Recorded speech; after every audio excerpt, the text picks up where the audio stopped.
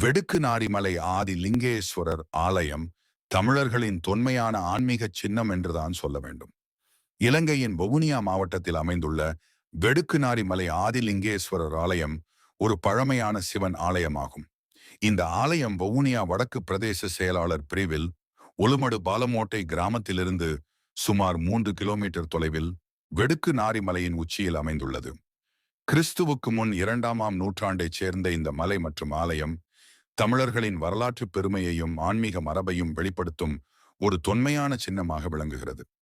சுமார் 300 மீட்டர் உயரமுள்ள இம்மலையின் அடிவாரத்தில் உள்ள கேணி, தமிழ் பிராமிய கல்வெட்டுக்கள் போன்றவை அதன் வரலாற்று சிறப்புகளை இன்றும் எடுத்துரைக்கின்றன. மலையின் உச்சியில் சிவபெருமானின் திருவுருவாக ஆதிலிங்கேஸ்வரர் என்ற திருலிங்கம் அமைந்துள்ளது. 5 தலைமுறைகளுக்கும் மேலாக இப்பிரதேச மக்கள் இந்த ஆலயத்தை வழிபட்டு வருகின்றனர் என்பது இவ்வாலயத்தின் தொடர்ச்சியான ஆன்மீக மரபு எடுத்து காட்டுகிறது. 2018ஆம் ஆண்டு இலங்கை தொல்லியல் திணைக்களமும் வனவள திணைக்களமும் மக்களின் வழிபாட்டிற்கு தடையிட்டனர். உள்ளார் மக்களின் உறுதியான எதிர்ப்பின் பின்னர் தொல்லியல் திணைக்களத்தின் அனுமதியுடன் நெடுங்கேணி காவல்துறையினர் தற்காலிகமாக வழிபாடுகளை மட்டும் மேற்கொள்ள அனுமதி வழங்கினர்.